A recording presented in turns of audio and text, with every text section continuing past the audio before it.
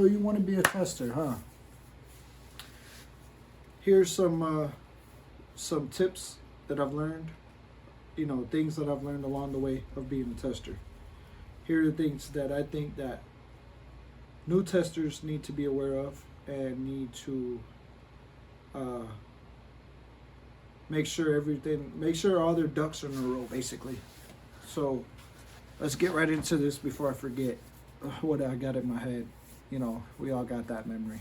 So tip number one is going to be make sure your environment, your tent, your light cycles, make sure everything is to the T. I'm talking about as perfect as you can get it. Make sure there's no light leaks in your tent. Make sure that all the zippers zip. You know, everything that's supposed to be working needs to be working accordingly when you're running testers. Just because simplicity of you don't want to be that person, and I was one of those people, so that's why I'm speaking from firsthand on this one. My 5x5, I had testers in there. And the testers were going good, everything was good. I bought a power strip from Harbor Freight, the real long, big one. Sorry, it's gonna get loud. My heater just kicked on. But I bought a tester strip, a power strip from Harbor Freight, the real long one that you can plug like a million things in. It was like $20. I bought it for the 5x5. On that power strip, there was a red light. Well, it's orange red, and the excitement of putting my 5x5 together, I completely forgot to tape that light. So midway through flower, I started noticing herms. I started noticing pollen sacs. Every plant in there hermed on me. Even I had some that weren't testers in there. They hermed on me. Don't be that guy. I was that guy. At first I was trying to figure out what the problem was. If it was a light leak, maybe, maybe I didn't zip the tent up right. Maybe my light cycle wasn't on 12/12. Maybe it was on like 11 something. You know what I'm saying? Like, I'm trying to find all the scenarios, trying to, come up with all the scenarios that could have happened. That caused that whole run to go bad. Little find out after I cleaned the whole tent, I had somebody lock me inside my own tent, lights off, and boy, I tell you, that little light was shining brighter than the shooting star in the sky at night. So, lesson learned, double check. Even when you feel like your tent is perfect, your environment's perfect, there's no light leaks. After every run, before every run, check. There's no harm in that. Just double checking everything. And get whatever needs to be done, do it the right way, fix it. No shortcuts on this. But like I said, it was an honest mistake. It happens. So that leads into tip one. So make sure your setup is not flawless, but dummy proof. In other words, as I could say, we're humans. We all make mistakes. Sometimes we get high and fucking forget shit. It happens. We're soners. So make sure your environment's keyed in. Humidifiers, dehumidifiers, temps. Make sure all that's good. Tip number 2 is going to be understand your grow medium. Understand if you're using Pro Mix or you're using Coco. If you're using Pro Mix with Gaia Green, understand feedings, understand pH, get a good understanding of what you're using to grow. It's like driving a car. You want to make sure it becomes muscle memory. You know where the blinker is if you're going to turn left or right. You know how to turn the headlights on. You know how to turn radio on or AC heater or whatever it is. So get a good understanding of what you're using to grow. The nutrients, your water, your pH, all that stuff. And that's not just for to be a tester. That is for all around, a general statement. Like, just make sure you understand that stuff. It took me a while to understand Gaia Green. A lot of people picked right up on it. My first run, I ran into complications with Gaia Green. It kind of pushed me away from Gaia Green a little bit. And then I did more research, understand microbes in the living soil and all that stuff, and like pH, and a lot of people say you don't have to pH your water. What what Gaia Green or organics. And to me, man, that's not true at all. Maybe some people, if your tap water's coming out of 6.5, then so be it.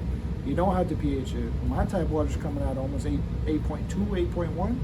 So I have to pH. There's no way around that. So let's say, so enough with that. But just make sure you understand, what you're using, and get do some research. Make sure you perfected it. I'm gonna say tip number 3 is going to be. Tip number 3 is going to be your social media. Instagram, YouTube, Facebook, whatever you're using to connect with the breeder, the person that has accepted you as a tester. Make sure you have a good following. Make sure that you are active. Make sure you post, and when you post, make sure it's clear.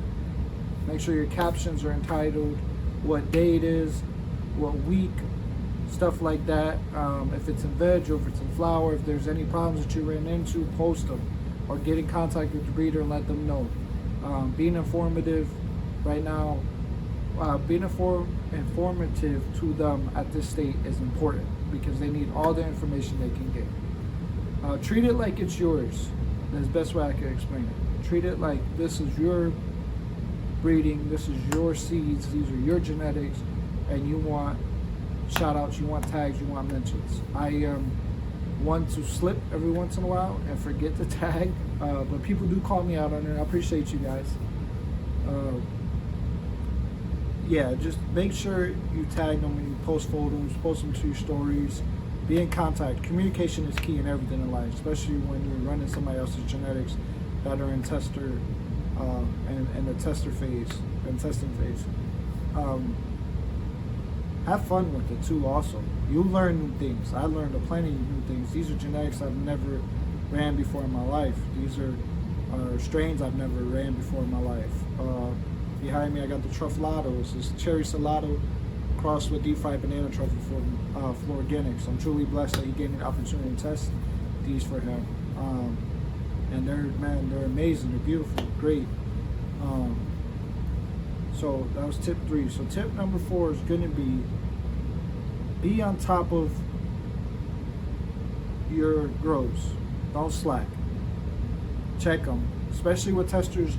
You want to be on top of them, not like on top of them like watering, overwatering, underwater, all that stuff. I'm talking about like check them every 2-3 days. Pull them out the tent, spin them around, check the branch, especially in flower. Make sure once you hit the flower transition, week 2 to 3, I would say anywhere from week 1 to 4, be on top of them. Like check them, check the branches, check the nodes, check anywhere that you see bud sites forming. That's where they're gonna show if they're gonna make it or not. And if you guys are anything like me, I hate cutting down plants. It's heartbreaking, but it happens. So I mean, it's the way. It's a circle of life is what I call it. But let me see. Tip 5. I think I'm on 5. Pretty sure. Tip 5. Just have fun learning, man. This is something that's truly blessed to do it.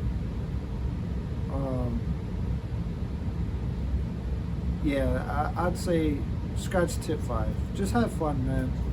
Just enjoy what you do. Enjoy growing. Enjoy being able to test somebody else's genetics, their breeds. They're breeders, so like this is what it is. This is what is going to get released to the public. So you want to make sure you're putting out, you're giving good information, being communicative, and being on top of it, noticing different things and different features, and find the good pheno if you want, take clones if you want. I didn't get to take clones this run. I should have, because I'm very upset about that, but it's okay. There'll be others. But definitely, man, I hope this helps a lot of people, or if you're looking to be a tester, just reach out, man. I can give you more tips. Like I said, I'm trying to off the dome this, and I had the paper written out upstairs, completely forgot it. I ain't feel like walking, so I'm kind of just going with the wind with this. But yeah, man, if you guys have any other tips, just add them down below. Put them in the comments. Please like and subscribe. Share this with friends. Like I said, and if you guys haven't been able to become a tester or haven't had the chance to, I'd say do it, man. Do it. It's, you know, and in other words, it's free seeds, free bud, and it's more knowledge that you get to learn about something that you didn't learn about, or a certain strain, or how they grow. You might find your favorite strain doing this, you know, and you build good relationships, man. You build awesome relationships with the community that, you know, Instagram and stuff like that. Get to see how other people's, if they're growing the same strain, get to see how their strain has come along versus yours. It's cool, man. It's definitely it.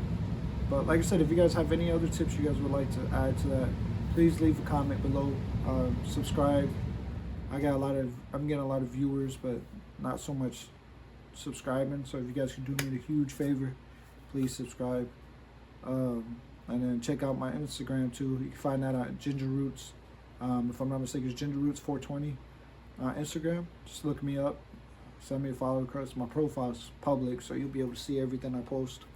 And I hope this helps, you know, somebody that's looking to become a tester. So appreciate you guys, man. Thank you.